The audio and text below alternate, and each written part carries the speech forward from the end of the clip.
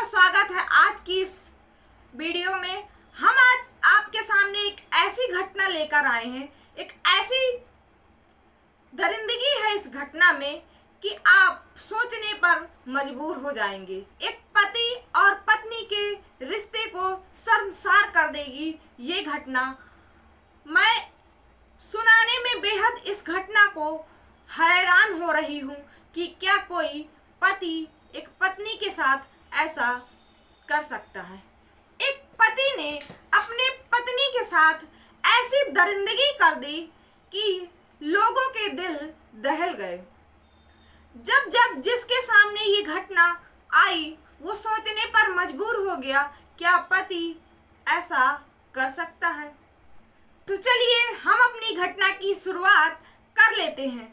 उससे पहले मेरा आपसे एक छोटा सा रिक्वेस्ट है कि अगर आप चैनल पर नए आए हैं तो चैनल को सब्सक्राइब कर लीजिए और वीडियो अगर आपको थोड़ा सा भी अच्छी लगे तो लाइक कर दीजिएगा और इस वीडियो को फ्रेंड्स, रिश्तेदारों और जान पहचान वालों के साथ इस वीडियो को जरूर शेयर करिएगा। तो चलिए घटना की शुरुआत करते हैं। हमारी जो घटना है आज की, दरअसल बिहार जिले के एक छोटा सा नगर पड़ता बेतिया। ये घटना इसी बेतिया की है। इसी बेतिया में एक कब्रिस्तान जहां पर एक महिला की लाश पड़ी थी। अब कब्रिस्तान होने की वजह से यहाँ से ज्यादा कोई आता जाता नहीं, तो ये लाश जो पड़ी थी इस पर कोई ज्यादा नजर किसी की पड़ी नहीं। एक दिन एक व्यक्ति वहां पर सफाई करने आया और उस व्यक्ति की नजर इस लाश पर पड़ी। ये लाश जिसके शरीर पर बेहद कम कपड़े थे, ये मान लीजिए कि कुछ कपड़े तो थे ही नहीं, एक दो कपड़े थे जिसमें वो लपेटी हुई थी। अब वो व्यक्ति सोचता कि अगर कोई कब्रिस्तान में लाश को लाता तो उसे दफनाता, लेकिन यहाँ तो ये लाश लावारिस की तरह पड़ी हुई है और इसके शरीर पर कपड़े भी नहीं हैं। तो उसने क्या किया कि तुरंत ही नजदीकी थाने फोन लगाया और इस लाश की सूचना वहां पर दे दी। वहां से पुलिस की एक टीम आती और लाश को अपने कब्जे में लेती और उसे थाने लेकर जाती। यहाँ वो छानबीन भी करती, लेकिन उसे कुछ भी नहीं मिलता। अब पुलिस भी बेहद परेशान कि आखिर ये महिला है कौन और इसकी ये हालत किसने की। हालत देखकर तो लग ही रहा था कि इसके साथ बहुत दरिंदगी हुई है। लाश पोस्टमार्टम को जाती और यहाँ अपनी पुलिस छानबीन शुरू करती। उस महिला की फोटो हर जगह भेजी गई, न्यूज में निकाली गई। पुलिस वालों ने अपने खबरियों को अलर्ट किया, उनसे कहा कि इस महिला की जानकारी हमें जल्द से जल्द चाहिए। खबरी अपने काम पर लग गए, लेकिन कुछ भी सुराग नहीं मिल रहा था। ऐसे ही दिन गुजरते रहे। पोस्टमार्टम रिपोर्ट आ गई। पोस्टमार्टम रिपोर्ट जब आई तो बेहद चौंकाने वाली थी। उसमें साफ साफ मेंशन किया हुआ था कि इसका 3 से 4 लोगों ने रेप किया है और उसके बाद इसको गला दबाकर मार दिया।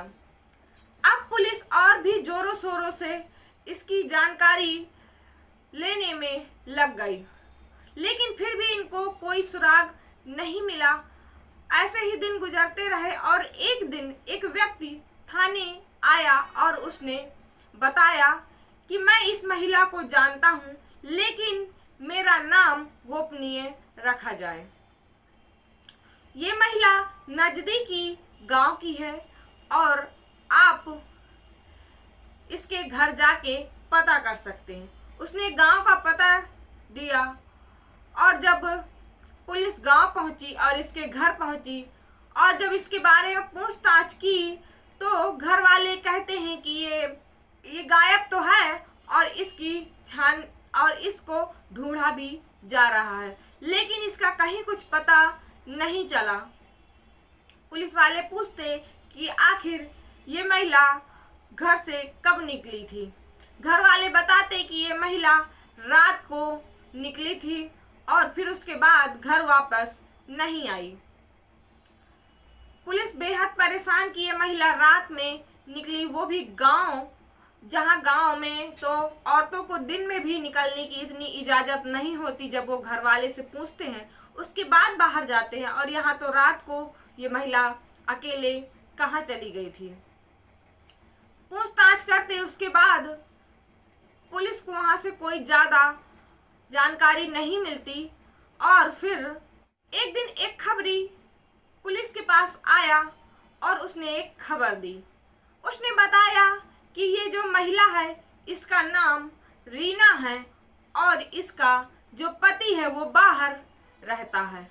जब वो पति बाहर था तो इसका प्रेम प्रसंग किसी रजनीश नाम के आदमी से चल रहा था। इसकी काफी चर्चाएं हैं, हर कोई जानता है। और उसके बाद फिर इसका प्रेम प्रसंग अखिलेश के साथ भी चला। अब पुलिस अपनी तरीके से छानबीन करती तो पुलिस को बेहद चौंकाने वाली खबर सामने आती। पता चलता कि जब ये रजनीश और रीना रिलेशनशिप में थे तो ये मिलते, बातचीत करते, मिलते जुलते, और कुछ दिन गुजरने के बाद अब ये रीना ने इस रजनीश से दूरियां बना ली। रजनीश इसको चाहता था और इसके साथ रहना चाहता था, इससे बात करना चाहता था, लेकिन ये रीना अब इससे बात नहीं करना चाहती थी।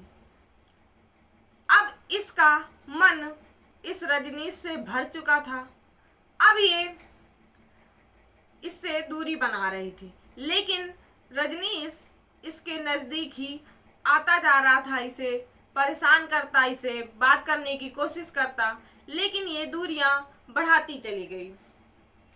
रजनीश ने भी सोचा कि जब ये मुझसे बात नहीं करना चाहती है तो कोई बात नहीं, ये मुझसे बात ना करे, मैं भी इससे बात नहीं करूंगा। और रजनीश ने भी इससे दूरियां बना ली।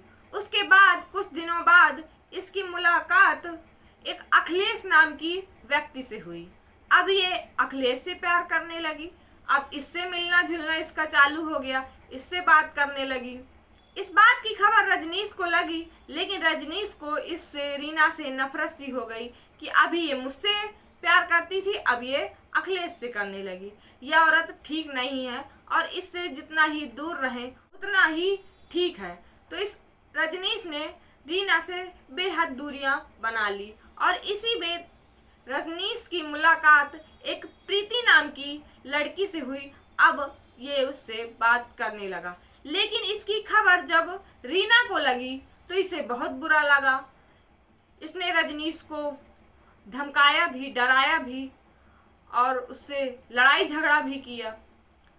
ये खुद को नहीं देख रही थी कि मैं क्या कर रही हूँ, लेकिन रजनीश इसको गलत लग रहा था। ऐसे ही समय गुजरता रहा। जब इसका पति बाहर से आया तो उसको कहीं से खबर मिली कि मेरी पत्नी ऐसा यहाँ मेरे पीछे गुल खिला रही है। उसने ये बात अपने भाई से कही, राजा जिसका नाम था। अब इस राजा ने बताया कि हाँ भैया, ये चर्चाएं बहुत गांव में हो रही हैं, भाभी जो करती है वो ठीक नहीं कर रही है, और भाभी को कई बार समझा चुके लेकिन वो मानने को तैयार नहीं है, और हर जगह लोग इसी की चर्चा करते हैं। अब इस राजा और इसके पति ने और इस एक प्लान बनाया, और इस प्लान में रजनीश को भी शामिल किया। रजनीश भी बड़ी आसानी से शामिल हो गया इस प्लान में। उसके बाद धीरे धीरे इन्होंने अखिलेश को भी अपने प्लान में शामिल किया। अब ये अखिलेश भी इनके प्लान में शामिल हो गया, क्योंकि इसे रजनीश ने बताया कि पहले मुझसे बात करती थी, मुझसे प्यार करती थी, ये इसी तरह करती है। जब इसका कुछ दिनों बाद दिल भर आता है तो ये बात करना बंद कर देती है और फिर किसी नए आशिक को ढूंढती है। अखिलेश भी इनकी बात मानता और इनके प्लान में शामिल हो जाता। अब इनका प्लान तैयार हुआ और जो ये रजनीश था, इसको ये काम मिला कि जब भी ज़रूरत होगी, जब हमारा प्लान कंप्लीट हो जाएगा तो तुम रीना को फ़ोन करके अपने पास बुलाओगे। रजनीश ने वैसा ही किया। कुछ दिन में इन्होंने अपना पूरा प्लान बनाया और रजनीश ने रीना को फ़ोन किया और मिलने के लिए बुलाया।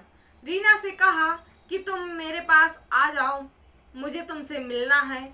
मैं और प्रीति शादी करना चाहते हैं, हम एक दूसरे के साथ रहना चाहते हैं, इसलिए बाद में कोई बवाल ना हो, इसलिए तुम मुझसे मिलने आ जाओ। अपनी फ़ोटो वीडियो जो हैं वो मेरे मोबाइल से तुम ले लो और मुझे तुमसे कुछ ज़रूरी बात भी।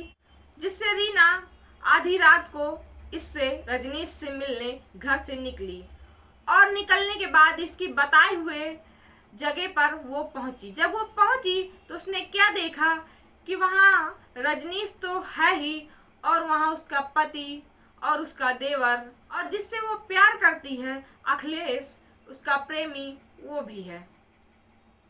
अब वो देखकर घबराती कि आखिर ये बुलाया मुझे रजनीश ने था और यहाँ तो ये चारों इकट्ठा हैं। लेकिन फिर वो सोचती कि मेरा पति और देवर मेरे साथ हैं तो मुझे डरने की कोई ज़रूरत नहीं है। अब जब वो वहाँ पहुँचती तो उसको ये क्या करते कि सबसे पहले इसके रजनीश हाथ पकड़ता और जो ये इसका पति था वो चिल्लाती उसके पहले उसके मुंह में कपड़ा डाल देता और उसके बाद उसके कपड़े उतारता और पहला संबंध जो बनाता ये इसका पति ही बनाता, सबके सामने बेहद बेशर्मी से। और फिर उसके बाद इसका देवर और फिर उसके बाद रजनीश और बाद में अखिलेश। सुबह होने लगती, जब ये जाने लगते तो सोचते कि अगर ये जिंदा बच गई तो ये लोगों को हमारे बारे में बताएगी, तो इससे अच्छा है कि इसे मार दिया जाए। तो उसको गला दबाकर मार दिया और ये लाश को कब्रिस्तान में डालकर और घर अपने अपने घर चले आए। अब ये सारी जानकारी जब पुलिस को मिल गई उसके बाद इन चारों को गिरफ्तार किया, थाने ले गई और इनको उसको रेप करने के जुर्म में और उसके हत्या के जुर्म में इन सब को धाराएं अलग अलग धाराओं के साथ इनको सलाखों के पीछे डाला। अब ये जो पति ने किया क्या वो सही था? लेकिन जो रीना ने किया था वो भी तो सही नहीं था, लेकिन पति ने जो किया वो बेहद गलत था क्योंकि उसे कानून का सहारा लेना चाहिए और उसने तो रिश्ते को ही शर्मसार किया और अपनी पत्नी को मौत के घाट उतार दिया। अगर हम किसी से परेशान हैं तो हम कानून का सहारा ले सकते हैं, कानून अपने हाथ में लेने की ज़रूरत नहीं है। तो आज की ये घटना आपको कैसी लगी कमेंट करके हमें ज़रूर बताइएगा। आपके कमेंट की हमें बेसब्री से इंतज़ार रहता है। और आप किस शहर से हमारी वीडियो देख रहे हैं, आपका क्या नाम है? अगर आप चाहें तो हमारे साथ साझा कर सकते हैं। तो आज की घटना में बस इतना ही। मिलते हैं एक नई घटना में एक नई जानकारी के साथ, आपको सतर्क और आपको सचेत करने के लिए। तब तक के लिए जय हिंद।